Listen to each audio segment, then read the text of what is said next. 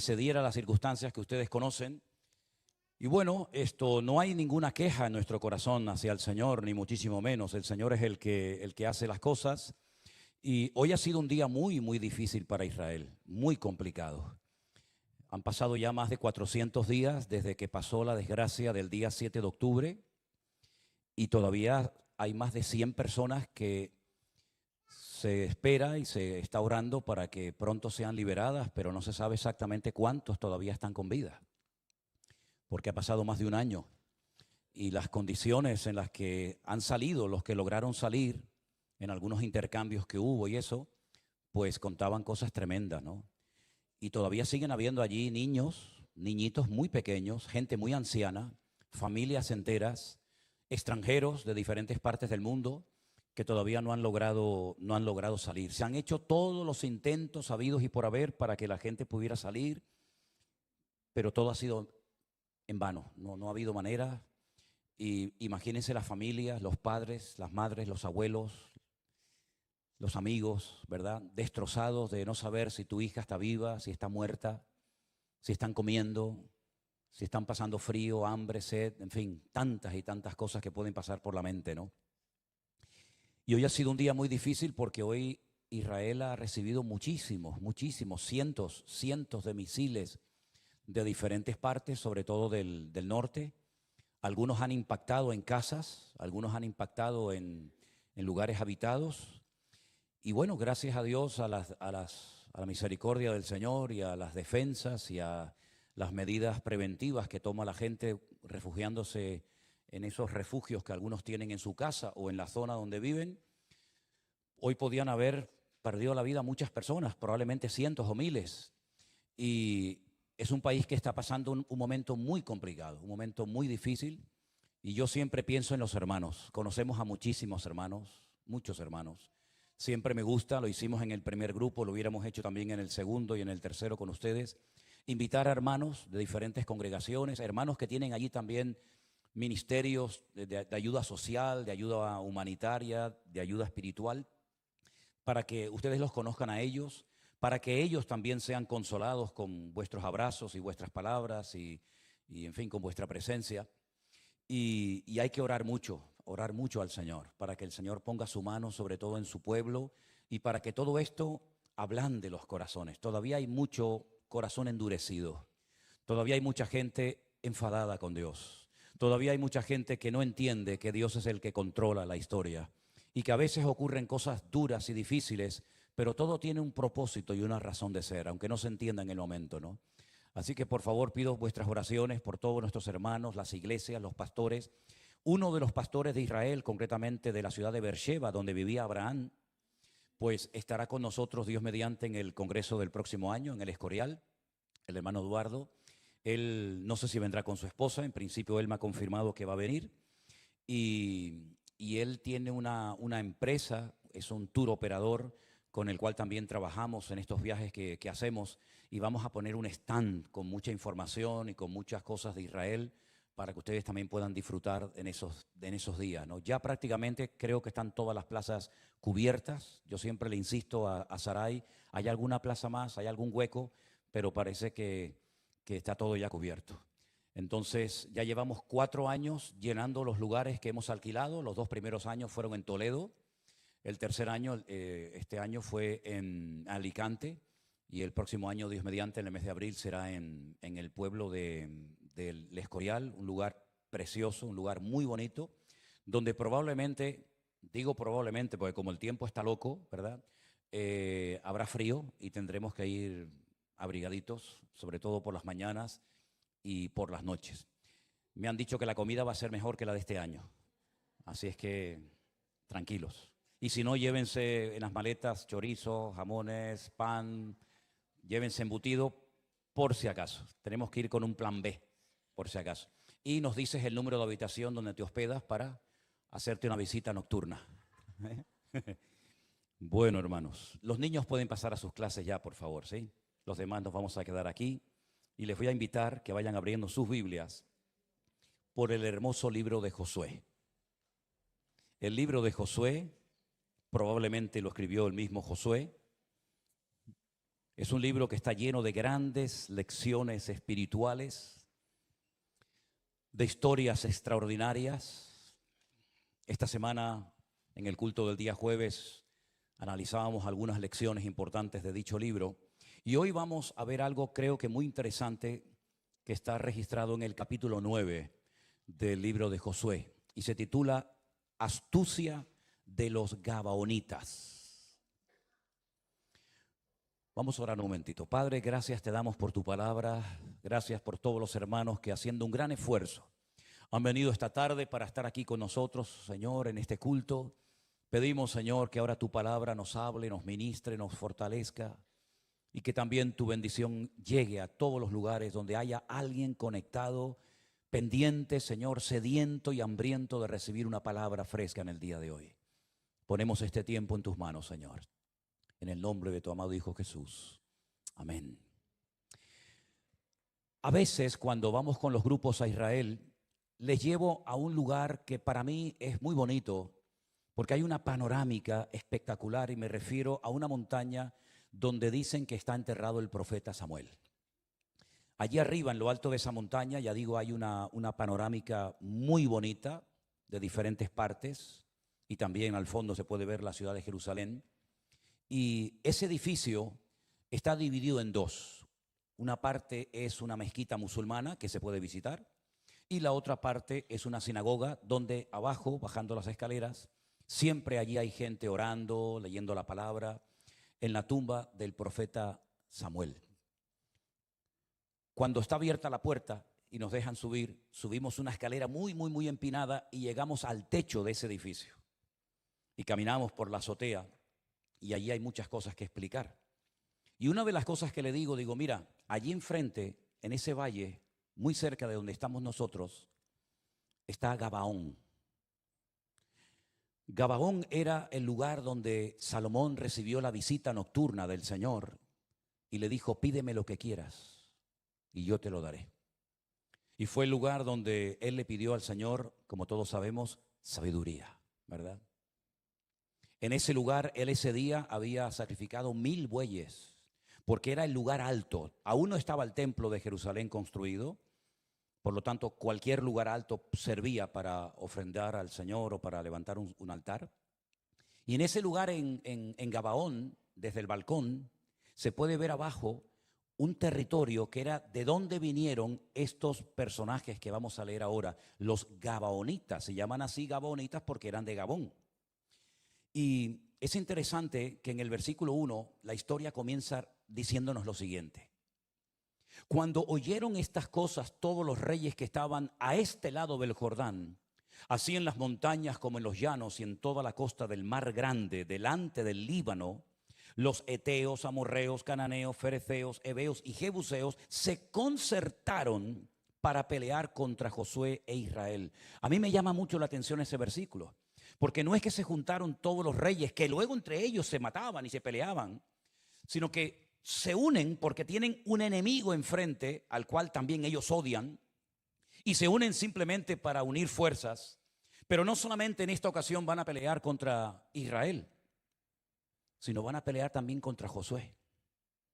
Y es que yo creo que, y es una opinión personal, que el diablo tiene como una especie de agenda, ¿no? Una especie de lista negra, donde tiene nombres de personas que le causan problemas, personas que le causan bajas en su ejército, personas que por su ministerio, por su testimonio, por su influencia, el diablo quiere eliminarlos. Y Josué era uno de ellos.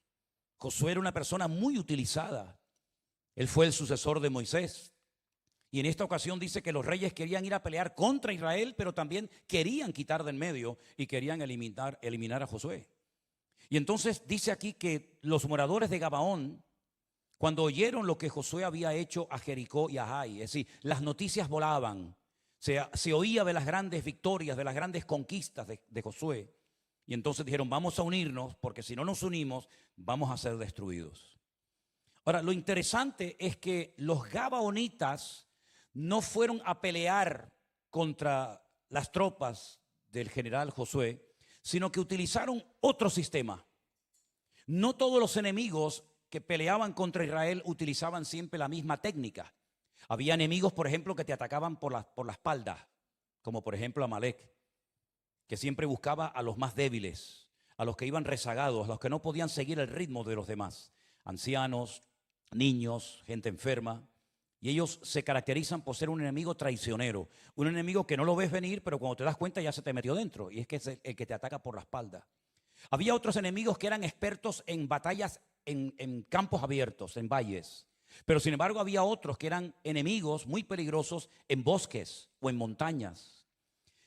Hay en el Antiguo Testamento también la historia de cuando un rey contrata a un pseudo profeta llamado Balaán para que maldiga al pueblo de Israel. Él no va a pelear cuerpo a cuerpo, sino que él quiere emplear otra técnica. Él quiere recurrir al mundo espiritual, a los demonios, ¿verdad?, para impedir las conquistas del pueblo de Israel. Y no solamente hace eso, sino que además organiza orgías en el desierto y lleva un montón de muchachas para que seduzcan a los soldados del pueblo de Israel y los hagan caer en pecado.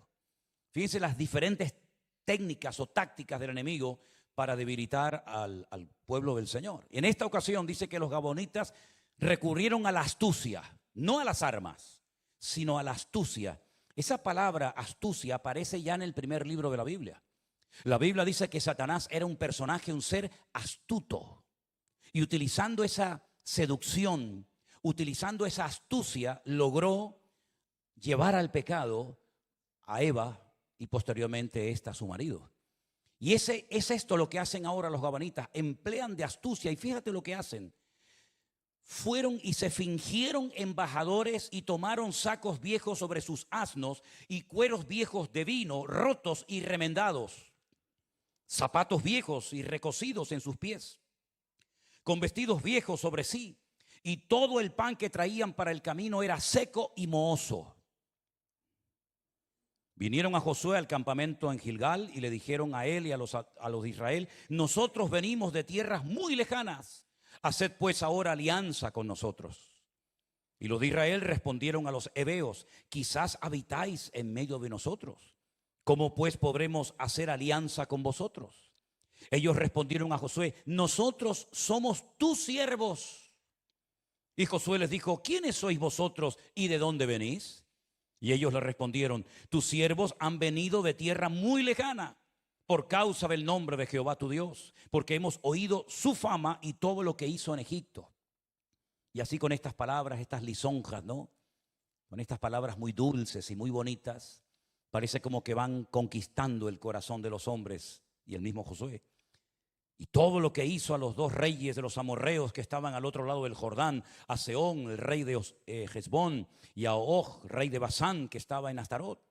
Por lo cual nuestros ancianos y todos los moradores de nuestra tierra nos dijeron: tomad en vuestras manos provisión para el camino e id al encuentro de ellos y decidles: nosotros somos vuestros siervos, haced ahora alianza con nosotros. Nuestro pan lo tomamos caliente de nuestras casas para el camino el día que salimos para venir a vosotros, y helo aquí ahora ya seco y mohoso. Estos cueros de vino también los llenamos nuevos. Helos aquí ya rotos, porque estos nuestros vestidos y nuestros zapatos están ya viejos a causa de muy largo camino. Y los hombres de Israel tomaron de las provisiones de ellos y no consultaron a Jehová. Si leemos el resto de la historia, Israel cayó en la trampa, incluido Josué. Josué dijo: bueno, nosotros tenemos orden de no pactar, de no hacer alianzas ni amistad con las naciones que se han apoderado del territorio que nuestro Dios nos ha prometido dar a nosotros y a nuestros descendientes. Pero bueno, al fin y al cabo esta gente viene de tan lejos, ¿qué peligro puede haber? No son uno de nuestros vecinos, no son uno de nuestros enemigos que o se rinden o los tenemos que expulsar. Así que pactemos con ellos. Y dice que tomaron de sus provisiones, así hicieron alianza con ellos, les perdonaron la vida y les juraron que no los matarían. Pero dice en el versículo 16 que pasados 3 días después de que habían hecho alianza con ellos, oyeron que eran sus vecinos y que habitaban en medio de ellos. Y salieron los hijos de Israel al tercer día Llegaron a las ciudades de ellos y sus ciudades eran Gabaón, Cafira, Berot y Kiriat Jearim. Y no los mataron los hijos de Israel por cuanto los príncipes de la congregación les habían jurado por el Jehová, el Dios de Israel. Y toda la congregación murmuraba contra los príncipes. Después dice que los convirtieron en personas que se dedicarían toda su vida a cortar leña para los hijos de Israel y a buscar agua para las familias de Israel, pero ya era demasiado tarde, ya habían pactado con ellos. Y todo esto no se debe simplemente a la astucia que emplearon los gabaonitas, que como cualquier inconverso, impío o pecador actuaron para salvar su vida. El error no estuvo en eso. El error estuvo en lo que dice el final del versículo 14. Y no consultaron con el Señor. Y por no consultar con el Señor, por no decir, esperen un momento, vamos a orar, no los conocemos a ustedes de nada, no sabemos si nos están diciendo verdades o mentiras, vamos a esperar un tiempo, unos días, y después nos reunimos y hablamos. No consultaron al Señor. Se precipitaron, les perdonaron la vida, les juraron que no los tocarían, y a los 3 días se enteran de que han cometido el peor error de su vida. Y ya no los podían matar, porque empeñaron su palabra, y la palabra en aquel tiempo, no como hoy en día, tenía un peso. Durante toda nuestra vida nosotros tendremos que tomar continuamente decisiones. Decisiones que nos pueden ayudar a avanzar o decisiones que nos pueden ayudar a quedarnos estancados y a retroceder mucho en el camino que hemos ganado para el Señor. Decisiones que van a fortalecer nuestra fe o van a traer ruina a nuestra vida. Decisiones que pueden abrir la puerta a futuras bendiciones o hipotecar nuestra libertad. Y al final terminar llorando por cosas que podíamos haber evitado. La forma como tomamos una decisión demuestra el nivel de madurez que tenemos. Es así. Así como dije en su momento que las pruebas son proporcionales a nuestro nivel de madurez, la forma como tú reaccionas ante una oferta, ante un puesto de trabajo, ante una futura relación o lo que sea, demuestra en cierto sentido qué tipo de nivel espiritual hay actualmente en tu vida. La gente inmadura tomará decisiones de inmadurez. La gente madura y apegada al Señor y a su palabra consultarán con el Señor y no se dejarán llevar por impulsos, por emociones, por sentimientos, por ofertas, por cosas muy atractivas, pero que a la larga, por no haber consultado previamente con el Señor, se pueden volver en tu contra. Hay muchas lágrimas que se podían haber evitado. Muchos sufrimientos que se podían haber evitado si se hubiera previamente consultado con el Señor. Y la Biblia está llena de ejemplos de personas que tomaron buenas y sabias decisiones en un momento oportuno y personas que tomaron pésimas decisiones y lo lamentaron toda su vida, incluso hasta su descendencia. Por ejemplo, Abraham tomó una muy buena decisión cuando recibe el llamado de Dios a dejarlo todo. Sal de tu tierra y de tu parentela a la tierra que yo te mostraré. Él tenía que tomar una decisión. El llamado estaba claro. La voz de Dios la había oído. Pero ahora eres tú el que tienes la última palabra. O te quedas o te vas. Obedeces al Señor o te rebelas en contra de su palabra y haces oído sordo. Pero nunca podrás decir que el Señor no te dijo lo que quería hacer con tu vida. Él tomó la sabia decisión de dejarlo todo y salir sin saber, dice la Biblia, a dónde iba. Pero fue una sabia decisión. Moisés, cuando tenía 40 años, dice en la carta a los Hebreos, en el capítulo 11, que él rehusó llamarse hijo de la hija de Faraón porque prefería sufrir los vituperios de su pueblo en aquel momento, porque tenía puesta la mirada en el galardón y porque sabía que las aflicciones que le iban a alcanzar en aquel momento no se podían comparar con la gloria que el Señor iba a derramar sobre su vida y cómo el Señor lo iba a usar poderosamente. Tomó una muy sabia decisión. En el mismo libro de Josué, casi al final, cuando ya Josué ya es anciano y cuando ya se está como despidiendo de la congregación, le dice a la gente: yo no sé lo que ustedes van a hacer cuando yo me muera, Yo no sé lo que van a hacer.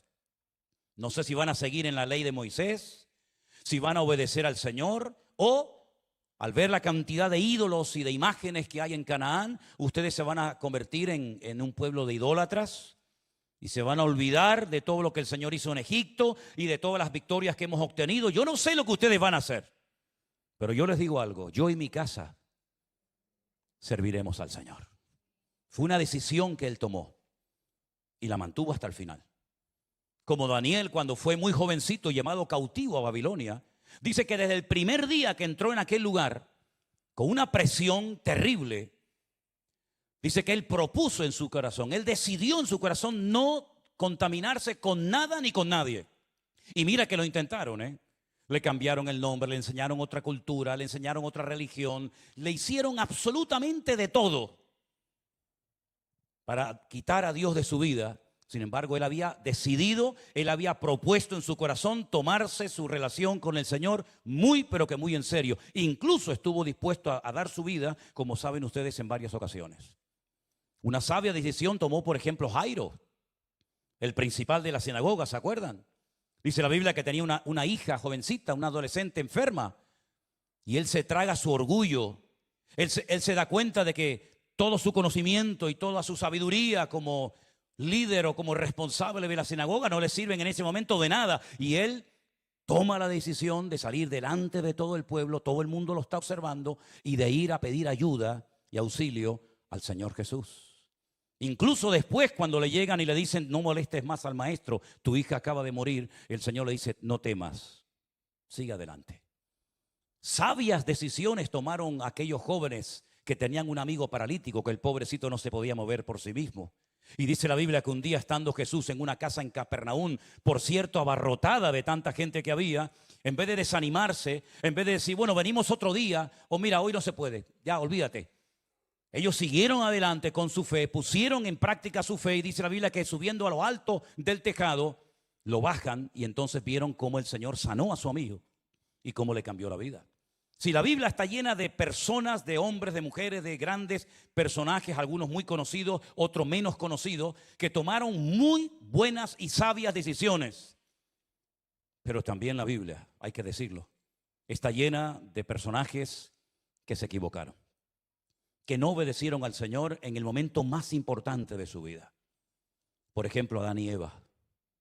Adán y Eva conocían la voluntad de Dios, conocían cuáles eran los límites que el Señor les había puesto, pero tanto él como ella tomaron una mala decisión que nos arrastró a todos y a cada uno de nosotros cuando le creyeron al diablo más que a lo que el Señor les había dicho. El día que pecares, pereceréis. Perderéis mi gloria, mi presencia, la inocencia que os caracteriza, la comunión perfecta y maravillosa que tenemos. Todo eso va a cambiar, pero prefirieron, ya digo, obedecer al diablo, a sus mentiras, en vez de creerle a Dios. Caín se equivocó cuando tomó la decisión, engañando a su hermano, de salgamos al campo a dar un paseo. Vamos a tener un ratito de comunión, ¿verdad? Para conocernos un poquito más. Y dice la Biblia que en un momento de despiste, Caín se levanta contra su hermano Caín y dice la Biblia que lo mata. Una pésima decisión tomó Saúl cuando Samuel le había dicho, no hagas nada hasta que yo aparezca por el campamento, presente el sacrificio, pida la bendición del Señor y luego puede salir al campo de batalla con el respaldo de Dios. Y dice la Biblia que viendo que Samuel tardaba y no venía, y algunos soldados se ponían nerviosos, y viendo a los filisteos que cada vez se le acercaban más, él dice, bueno, mira, Samuel no viene, ¿qué más da? Y presenta el sacrificio. Y en ese momento aparece Samuel y le dice, locamente has actuado. La decisión que has tomado ha sido una locura. Porque yo no te dije que hicieras el sacrificio tú, sino que yo estoy aquí para hacer esto y luego tú tu parte. Y dice la Biblia que ese día el Señor tomó también una decisión, porque Dios también ha tomado y sigue tomando decisiones prácticamente a diario. Y fue la de pasarle el reino a otra persona fiel y obediente y humilde como fue David y no como fue Saúl. El joven rico, ¿se acuerdan del joven rico? ¿Alguien sabe cómo se llamaba el joven rico? Anderson se llamaba, ¿no? No. No sabemos cómo se llamaba. ¿Tú sabes, Anderson, cómo se llamaba? Nadie sabe cómo se llamaba el joven rico, ¿sí o no? Era joven, era rico y era religioso, pero el nombre no lo sabemos. Y tomó una decisión buena y una mala. ¿Cuál fue la buena? Voy a ir al Señor a presentarle mi duda. Señor, ¿qué tengo que hacer para heredar, para tener la vida eterna? Es una decisión magnífica, porque fue a preguntar al mejor maestro del mundo, al que verdaderamente tenía una sabia y correcta respuesta. Una decisión muy bien tomada, pero lamentablemente cuando oye la respuesta no le gustó. Y dice que se fue muy triste y tomó una mala decisión de no seguir al Señor y de no obedecer su palabra. ¿Se acuerdan de la mujer de Lot? El Señor le dijo, salgan corriendo, que esto va a salir por los aires en cualquier momento. No miren atrás, no cojan nada, fuera, salgan corriendo. Ya el error había comenzado en su marido cuando probablemente presionado por sus hijas y por su esposa, ellas querían ir a vivir a la ciudad. Eso de vivir en el campo, en lonas, entre cabras y ovejas, eso con ellas no iba eso. A ellas les gustaban el Carrefour, el Corte Inglés, tener todo a mano, ¿no? Eso era antes, hoy en día es diferente, ¿verdad? Y el tontorrón de Lot dice, bueno, venga, vamos a ir poquito a poco poniendo las tiendas hacia Sodoma. Y cuando ves a Lot en Sodoma, ya está establecido, sus hijas están a punto de casarse con gente de Sodoma y de Gomorra. Es decir, un desastre, se metió en la boca del lobo, una pésima decisión. Se equivocó, tal vez por la presión familiar. Pero al final obedeció al Señor saliendo. Pero su esposa dice que a espaldas de él tomó una decisión pésima, horrible. Y fue la de echar una última miradita. Miró atrás. ¿Y qué pasó? Se quedó convertida en una estatua de sal. Romanos capítulo 12, carta hermosa escrita por el apóstol Pablo, versículos 1 y 2. Tomen nota y apréndanse estos versículos de memoria. Dicen así, Romanos capítulo 12, versículos 1 y 2. Así que, hermanos, os ruego por las misericordias de Dios que presentéis vuestros cuerpos en sacrificio vivo, santo, agradable a Dios, que es vuestro culto racional. No os conforméis, no se adapten a este siglo, a este sistema de valores del mundo, sino transformaos por medio de la renovación de vuestro entendimiento, para que podáis que comprobar cuál sea la buena, agradable y perfecta voluntad de Dios. El mundo está presionándonos, ¿verdad?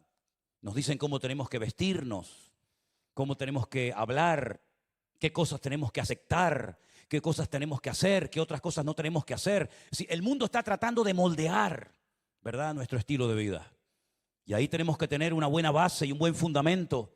Y sobre todo le decía a un pastor que vino el otro día por aquí, estuve hablando un ratito con él, y le decía, tú sabes que hay una proporción alarmante y preocupante de jóvenes que fueron criados en la escuela dominical, de niños, desde chiquititos fueron criados en la iglesia, fueron a campamentos, a retiros, se saben muchas historias de la Biblia de memoria, que cuando van al instituto con otros muchachos de su edad, o cuando van a la universidad, muchos, no sé lo que les pasa, que después no quieren saber nada de la Biblia, ni de la iglesia, ni de Dios, ni de nada.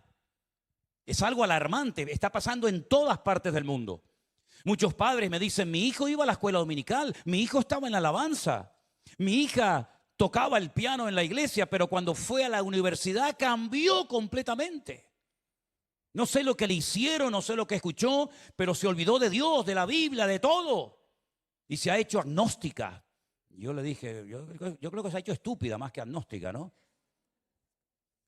Y es una lástima ver que personas toman decisiones por la presión que reciben. Me decían algunos jóvenes de nuestra iglesia en Bruselas que algunos chicos en la escuela se convierten al Islam y se hacen simpatizantes del Islam para que no le hagan bullying en las clases, porque son minoría y entonces no tienen amistades, la gente se ríe de ellos, pasa de ellos y les hacen el vacío. Tremendo, ¿no? Qué importante es tener hoy en día una buena base, ¿verdad? Desde el hogar, que lo reafirma el joven o el niño en la iglesia, para que cuando llegue el momento de la presión, que va a llegar, nuestros hijos algún día van a ser tentados. Nuestros hijos un día van a ser probados en cuanto a su fe, que puedan dar la talla y presentar con mansedumbre y reverencia respuestas adecuadas en cuanto a la fe que ellos tienen en su corazón. Pero sobre todo informarnos y estar seguros de que nuestros hijos han nacido de nuevo. Porque si no han nacido de nuevo, si no han tenido un encuentro, una experiencia personal con Cristo, lo que tienen es la cabeza llena de historias de la Biblia, que se las saben de memoria.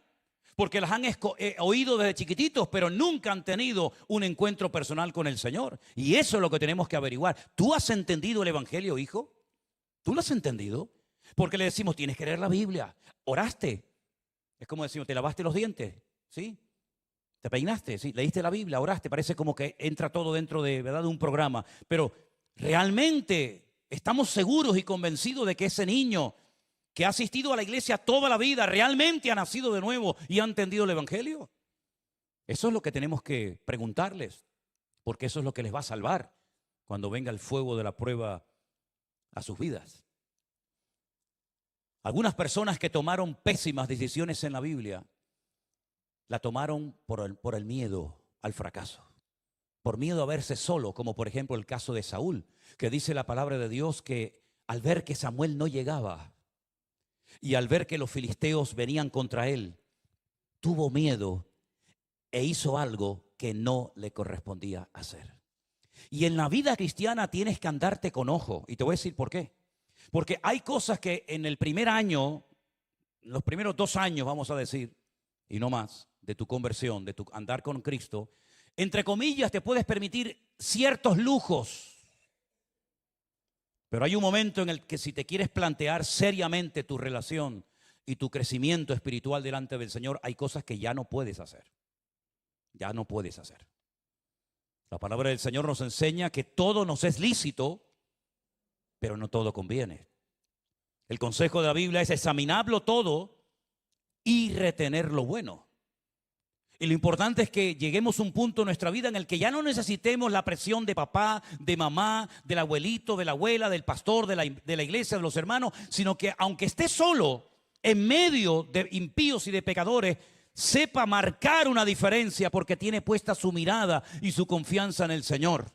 Como le pasó, por ejemplo, a José en Egipto, que tomó la decisión de mantenerse fiel al Señor, aunque nadie veía si iba a cometer un pecado. Nadie lo observaba, no había pastor, no había padre, no había madre, no había amigo. Todos eran pecadores, todos eran terribles. Y él era el único que era diferente, pero él no se dejó arrastrar por el sistema de valores, por el modelo de vida de Egipto, sino que él supo que aquella estancia en aquel lugar, incluso en la cárcel, en los peores momentos de su vida, todo aquello tenía un propósito. De hecho, se lo dice años más tarde a sus hermanos: no fuisteis vosotros los que me trajisteis aquí, fue Dios el que usó vuestras vidas para traerme a este lugar. Él supo interpretar las circunstancias de su época. Él supo entender a Dios en medio del dolor. Él descubrió a Dios en medio de la angustia y de la soledad. Y no tenía iglesia, no tenía pastor, no tenía un Nuevo Testamento, no tenía una radio, no tenía nada, pero tenía a Dios en lo más profundo de su corazón. ¿Cuántos dicen amén? Y por eso es muy importante que no le demos lugar a las emociones, que no le demos lugar al miedo, a la angustia, a la preocupación, a la presión de la vida, sino que le demos lugar única y exclusivamente al Señor y a su palabra, obrando y operando dentro de nuestros corazones. Una mala decisión, como no consultar a Dios, trajo una tragedia nacional.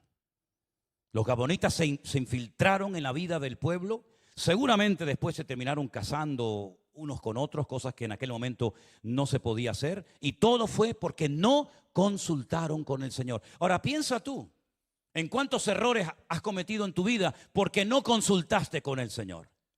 Ahora la pregunta es: ¿por qué hay algunos creyentes que no oran pidiéndole al Señor: Señor, ¿cuál es tu voluntad? ¿Saben por qué? Yo creo que hay creyentes que no oran porque a lo mejor la respuesta de Dios no les va a gustar.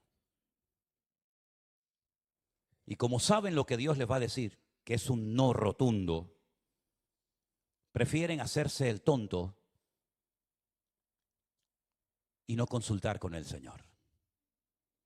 Y si Josué, un gran hombre de Dios, fue engañado por los gabaonitas, fíjate tú dónde quedamos tú y yo, si no consultamos nuestras acciones y nuestras decisiones con el Señor. A veces nosotros creemos que siempre vamos a estar con la misma salud, con la misma fuerza, con la misma vitalidad, y no nos damos cuenta de que la vida nos va cambiando a todos, pero Dios siempre sigue siendo el mismo.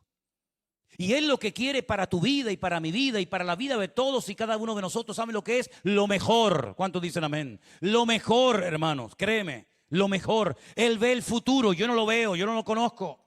Yo no sé lo que va a pasar dentro de una hora, pero Él que lo sabe, que lo ve y que lo entiende todo, a veces cierra una puerta, aunque tú digas, pero Señor, ¿por qué?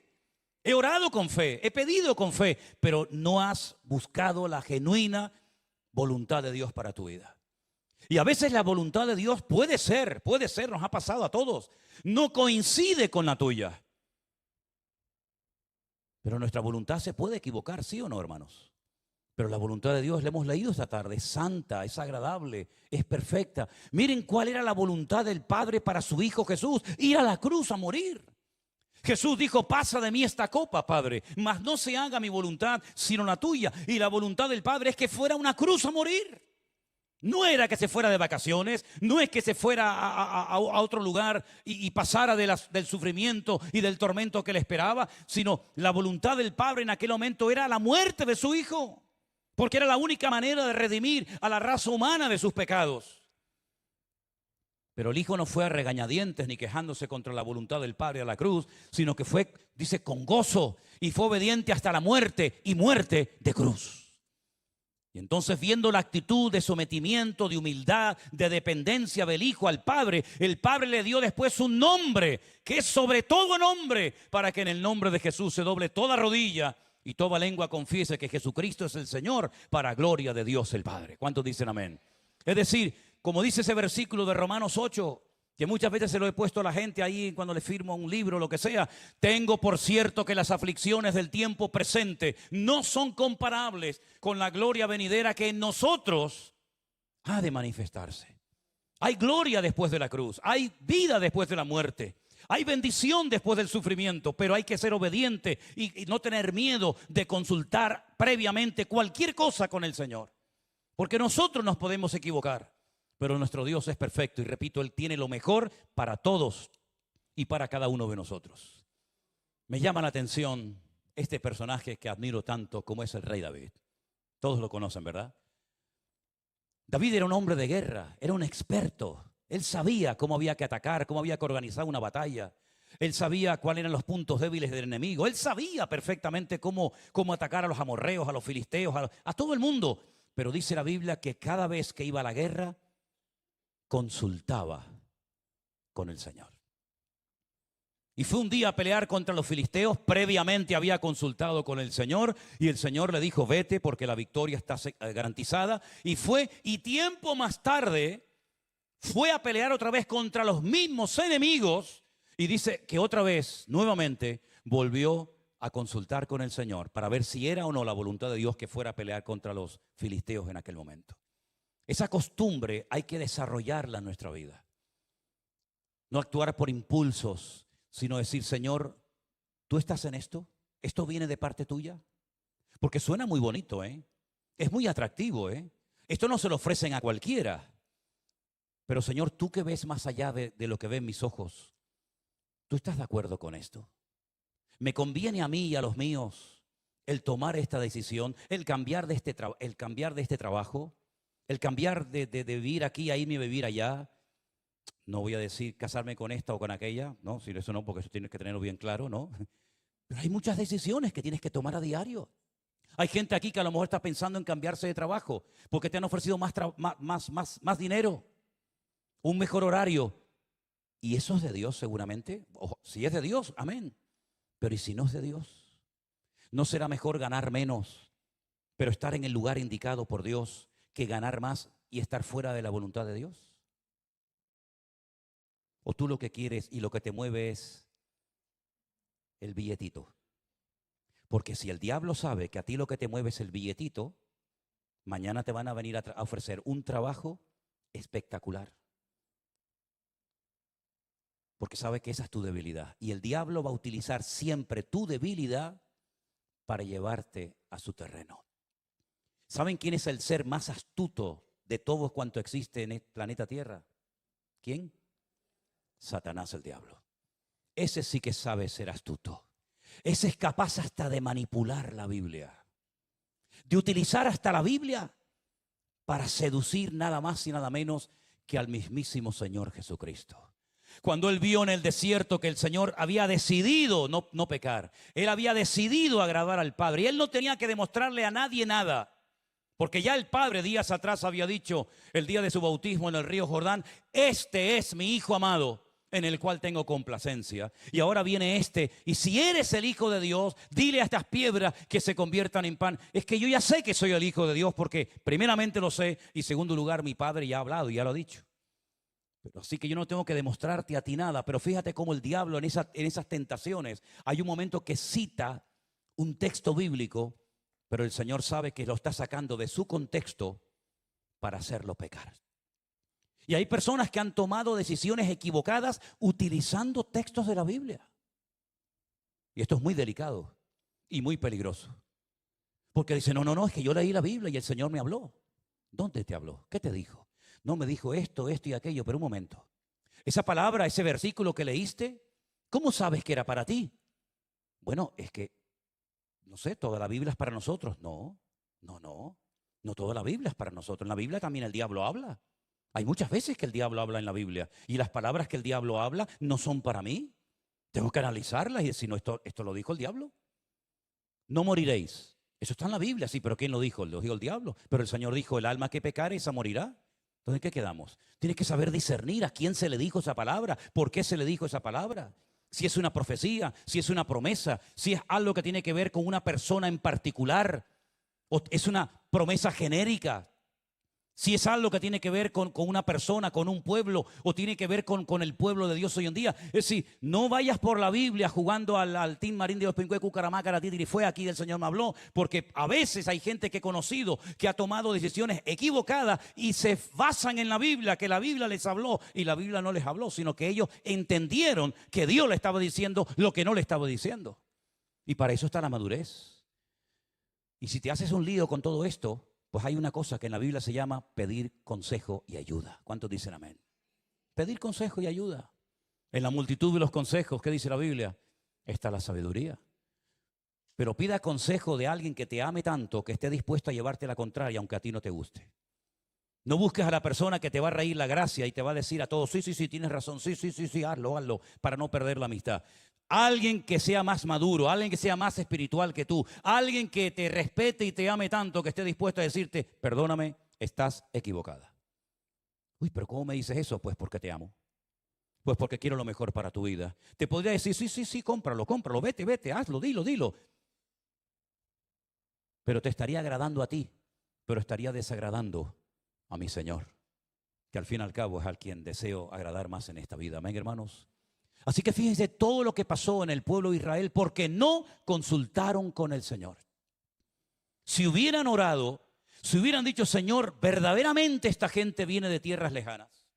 Verdaderamente es verdad que salieron con pan caliente y mira cómo viene el pan y mira cómo viene la ropa y mira cómo llevan los vestidos y los zapatos. Verdaderamente es verdad lo que nos están diciendo. Les faltó consultar a Dios y les faltó algo que necesitamos urgentemente desarrollar y cultivar como nunca antes en la vida, y lo digo muy en serio, la iglesia hoy en día, y es discernimiento espiritual. ¿Cuántos dicen amén?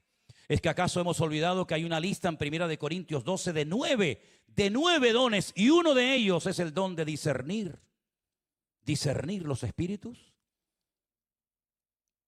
Porque no todo espíritu ha salido de parte del Señor, ¿no dice eso la Biblia? La palabra de Dios dice que un día Pablo con su compañero iban a orar a un río porque no había minyan, sino había un grupo mínimo de 10 varones para poder establecer una sinagoga y por eso tenían que irse al río a orar. Y dice que mientras iban al río cada día caminando Pablo y Silas, les salía una muchacha al encuentro y le decía a todo el mundo, atentos, escuchen bien, estos señores, estos predicadores son siervos del Dios Altísimo. Y un día, y otro día, y otro día, diciendo aparentemente algo bonito. Estos son siervos del Dios Altísimo. Pero dice que después de muchos días, desagradando este peloteo, desagradando estas palabras de esta muchacha, dice que se volvió y reprendió a ese espíritu de adivinación, que es lo que algunos tienen, no palabras de profecía, sino espíritu de adivinación. Y dice que salió de ella. Y los amos de esta chica vieron que perdieron su ganancia. Hay mucha gente que van por la vida creyendo que están profetizando. Y de profeta no tienen nada. Lo que tienen más bien probablemente sea espíritu de adivinación. Y ni siquiera se han dado cuenta. Y Pablo no se dio cuenta al momento, sino dice que después de muchos días, esto ya le desagradaba, ya no me gusta esto que está diciendo continuamente esta niña. Y dice la Biblia que después de muchos días reprendió, discernió que ese espíritu, esa expresión, esa palabra no venía de parte del corazón de Dios. Exactamente igual le pasó al Señor Jesucristo en el norte de Israel, en una ciudad que antaño se llamaba Cesarea de Filipo. Cuando él le pregunta a sus discípulos, ¿qué opina? ¿Qué dice la gente de mí? Y algunos le dijeron, bueno, algunos piensan que eres Juan el Bautista, que ha resucitado de los muertos. Oh. Y otros piensan que eres Elías. Y otros piensan esto y otros piensan aquello. Y el Señor se les queda mirando a sus discípulos y le dice, ¿y yo para vosotros a estas alturas de la vida, quién soy yo para ustedes? Y todos callaron. Salvo Pedro, que dijo, tú eres para mí el Cristo, el Mesías, el ungido, el Hijo del Dios viviente. Y el Señor lo felicita delante de sus discípulos, imagínense, ¿no? Bienaventurado eres, Simón, hijo de Jonás, porque esto que acabas de declarar, esto que acabas de decir, no te lo reveló sangre ni carne, sino mi Padre que está en los cielos. Es una revelación directa del corazón de mi Padre al tuyo. Pero días más tarde, cuando el Señor Jesucristo anuncia que tiene que ir a Jerusalén a morir y a cumplir con las Sagradas Escrituras, con las profecías, dice que lo llamó aparte y le dijo, Señor, no vayas. No vayas, que no te acontezca esto de morir en una cruz. Y el Señor, ¿qué le dijo? Apártate de mí, Satanás, porque no pones la mira en las cosas de Dios, sino en las cosas de la tierra. El mismo que días atrás fue alabado, ahora es reprendido públicamente porque se dejó utilizar por el Señor, pero también se dejó utilizar por el diablo. Y como dice la Biblia, de una misma fuente no puede salir agua dulce y agua salada al mismo tiempo. De una misma fuente no puede salir agua fría y agua caliente. Así tiene que ser nuestra boca y nuestro corazón delante del Señor, ¿verdad? Y por eso es muy importante que nosotros siempre le digamos al Señor, Señor, enséñame a hacer tu voluntad y a gozarme en tu voluntad y a esperar en tu voluntad. Porque a veces el Señor, entre comillas, digo esto, puede tardar un poquito, ¿no? Más de la cuenta, en respondernos a una oración. Pero no te preocupes, el Señor es galardonador de los que le buscan. Porque al Señor le agrada a la gente que aprenden a esperar en Él y a consultar con Él. Siempre, siempre las personas cuando oran y esperan en el Señor, esa gente siempre es recompensada de una u otra manera por el Señor. Así que mi palabra final en esta tarde, en este mensaje es, aprendamos a consultar todo en la vida con el Señor. No vayas de listo. No, yo no tengo que decirle nada a nadie ni preguntar. No vayas de listo porque te puedes meter un leñazo que te puede pesar toda la vida. Por no consultar con el Señor, se le metió el enemigo en casa. Como estas hermanitas que abren su casa a cualquiera. Y abren su casa a gente que no conocen de nada. Y luego tienen unos líos que para sacarla les cuesta un riñón. O estas personas que dicen, no, yo me voy a cambiar de trabajo. No, yo me voy a cambiar de iglesia. No, yo me voy a cambiar de país. Y después resulta que lloran lágrimas de sangre. Porque tomaron decisiones en la carne precipitadamente sin consultar previamente con el Señor. Cierra tus ojos en esta tarde, mi querido hermano, ahí donde estás, por favor. Y pidámosle junto al Señor en el día de hoy, Señor, ayúdame, aleluya, ayúdame, Señor, ayúdame, Señor, ayúdame, Señor, a esperar en ti, Señor, a no tener prisas, a depender de ti permanentemente, Señor, aleluya. Oh, bendito sea tu nombre, Dios. Si tienes que tomar una decisión, hermano y hermana, en los próximos días,